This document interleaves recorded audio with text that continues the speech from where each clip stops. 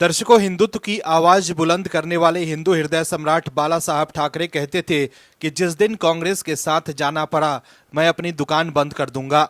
लेकिन उनके पुत्र उद्धव ठाकरे ने ही उनके विचारों को उनके मरणोपरांत मार दिया और बाला साहब ठाकरे के विचारों को सत्ता लोभ के लिए कुचल कर रख दिया। बाला साहब ठाकरे जीते जी कभी कांग्रेस और एनसीपी को नहीं देखे, लेकिन उनके पुत्र उद्धव ठाकरे ने बाला साहब के सिद्धांतों को अब खत्म कर दिया है। दर्शकों, समझने की बात यह है कि उद्धव ठाकरे के लिए सत्ता इतनी अहम थी कि उन्होंने पिता को भी अपमानित करने से गुरेज नहीं किया। लेकिन अब हार के बाद उद्धव ठाकरे जरूर सोच रहे होंगे कि उन्होंने ऐसा क्यों किया। लेकिन अब तो महाराष्ट्र की जनता ने उनको इसकी सजा भी दे दी है। लेकिन अब हार के बाद परेशान उद्धव ठाकरे मातोश्री में अंडरग्राउंड हो गए हैं और अब उद्धव ठाकरे को लेकर शिवसेना नेता ने बड़ा दावा किया है। क्या है खबर, बताते हैं आपको इस रिपोर्ट में। दरअसल हार के बाद से ही उद्धव ठाकरे सदमे में है। चुनाव से पहले तो उद्धव ठाकरे काफी आक्रामक नजर आ रहे थे और वो सोच रहे थे कि अब वो बस सीएम बनने ही वाले हैं। लेकिन अब हार के बाद वो कुछ भी बोल नहीं पा रहे हैं। संजय राउत मीडिया में आकर बयान जरूर दे रहे हैं, लेकिन उद्धव ठाकरे एकदम शांत हैं। लेकिन अब शिवसेना नेता ने बड़ा दावा किया है। एकनाथ शिंदे गुट के शिवसेना नेता राम कदम ने शिवसेना यूबीटी प्रमुख उद्धव ठाकरे पर बड़ा हमला बोला है। वहीं एक खबर ये भी आ रही है कि उद्धव ठाकरे विपक्षी गठबंधन से दूरी बनाने के मूड में है। वहीं शिवसेना शिंदे गुट के नेता राम कदम का कहना है कि वो दिन दूर नहीं जब उद्धव ठाकरे रात के अंधेरे में अपने परिवार के साथ देश छोड़कर भी भाग जाएंगे।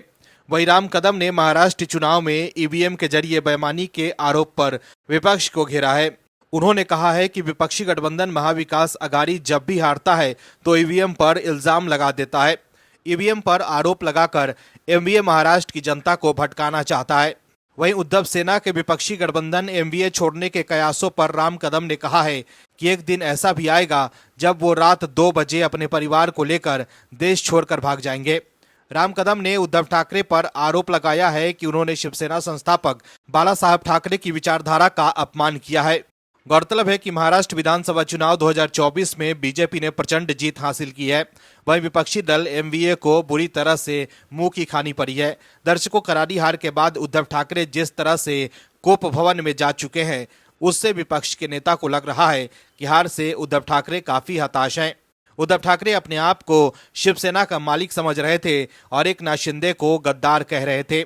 लेकिन शिंदे के सामने उद्धव ठाकरे टिक नहीं सके। शिंदे ने दिखा दिया कि असली शिवसेना उनकी ही है। बाला साहब ठाकरे के विचारों को शिंदे ही आगे बढ़ा रहे हैं, जबकि उद्धव ठाकरे कांग्रेस के इशारों पर चल रहे हैं। वहीं उद्धव ठाकरे के खास संजय राउत संभल में हुई हिंसा का जिक्र करते हुए उसे स्पॉन्सर्ड करार दे रहे हैं।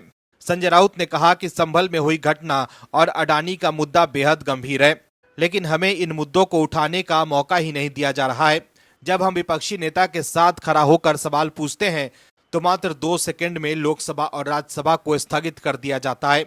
दर्शकों, तुष्टीकरण के चक्कर में संजय राउत मोदी सरकार पर तो सवाल उठा रहे हैं, लेकिन एक खास वर्ग के वोट बैंक को खुश करने के चक्कर में शिवसेना आज उद्धव ठाकरे के हाथ से जा चुकी है। शिव सैनिक अब एकनाथ शिंदे के साथ हैं। Bureau report, OMH news. और भी वीडियोस देखने के लिए चैनल को सब्सक्राइब करें और बेल आइकन को दबाएं।